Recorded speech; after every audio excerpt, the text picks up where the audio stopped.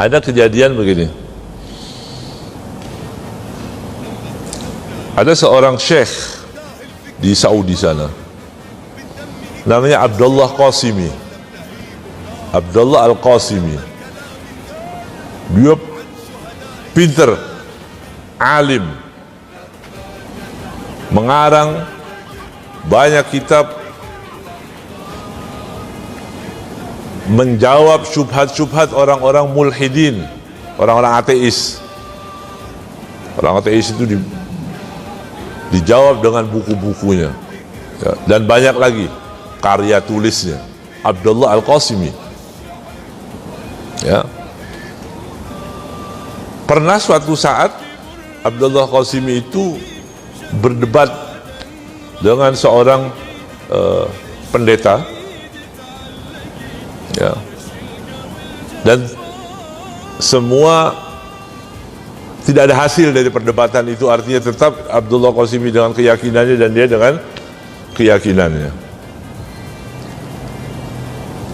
Orang-orang, para ulama kagum kepada Abdullah Qasimi Al-Qasimi ini sampai mengatakan begini, ini buku dia mengarang satu buku bagus sekali. Dia bilang ini adalah maharmu untuk masuk surga. Dari bagusnya kitab ini, dia bilang kamu ini luar biasa, ini buku ini sangat bermanfaat. Ini bisa menjadi maharmu masuk ke surga. Kagum. Dan bukunya banyak. Di antara buku dia ini mengingkari karomah para wali, gitu di antaranya. Jadi nggak ada wali-wali, nggak ada karomah-karomah. Alim tapi pemahaman tidak sama dengan pemahaman kita, bahkan dia menyerang. Gitu. Tapi ringkas cerita, Abdullah Qasimi berkenalan dengan seorang wanita di Libanon. Kemudian dia banyak berdiskusi, banyak membaca buku-buku juga tentang ilhad, orang-orang ateis yang nggak percaya Tuhan. Akhirnya dia terpengaruh. Alim ini, dia terpengaruh, mulai kacau otaknya, itu hidayah ya. Mulai kacau pemahamannya, akhirnya dia memutuskan bahwa tidak ada Tuhan. Dia bilang tidak ada Tuhan. Dan dia datang ke beberapa ulama-ulama. Orang heran semua, ini orang alim. Ya. Dia bertemu dengan Syekh Sya'rawi. Sya'rawi di Mesir. Berdebat.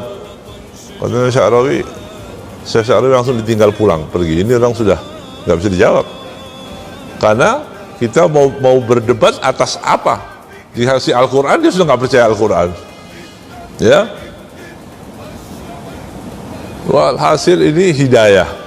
Panjang ceritanya ini Abdullah Qasimi ini. Akhirnya dia tetap dalam keyakinannya. Berapa ulama di dunia ini banyak menasihati dia, kamu ini orang nasihati, tetap dia nggak mau. Di tahun 1996 mati dalam keadaan su'ul khatimah, ya. Jadi bukan cerita baru, orang yang baik matinya su'ul khatimah ada, walaupun dikit, ya, sedikit, tapi ada. Di situ orang berhati-hati, nggak boleh bilang saya ustadz. Terus kenapa Ustadz? Ada jaminan? Belum tentu, ya. Itu sekelas itu, ya kan. Kemudian kalau kita baca kitab-kitab yang lama, banyak lagi ulama mati dalam keadaan orang alim, ya, dan digoda oleh setan, akhirnya begitu.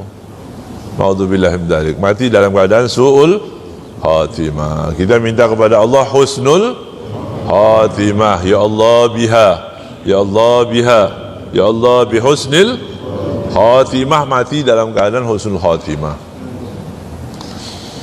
Pendeta yang pernah berdebat dengan Abdullah Qasimi ini, dia baca buku, berdebat, akhir hayatnya sekarang masih hidup. Ya, baru tadi malam saya dapat fotonya dari teman yang saya tanyakan, dia profesor juga, As-Sammani, ya, Syekh As-Sammani ini dia membangun masjid di Subang sini. Dia lewat saya bangun masjid cari di daerah Subang. Dia cerita, kan tuh pernah dengar nggak nama ini? Oh, pendeta yang disebut namanya Joseph siapa gitu. Teman dia kasih fotonya, ini orangnya kata dia. Baru tadi pagi ini lihat fotonya, masuk Islam. Ya, pendeta yang tadi masuk Islam. Ini nggak boleh, makanya takut ya. Kita walaupun kita berbicara seperti apa, tetap ya nggak boleh merasakan bahwa kita aman, nggak ada ya. Iman kita aman, nggak bisa. Nyatanya banyak kan, banyak orang-orang nakal di penghujung umur, ya kan? Dulu haram, sekarang jadi halal, ya kan? Ada fatwa yang dimodifikasi begitu kan? Nah, dulunya haram, sekarang jadi halal. Nah, dulu lurus, sekarang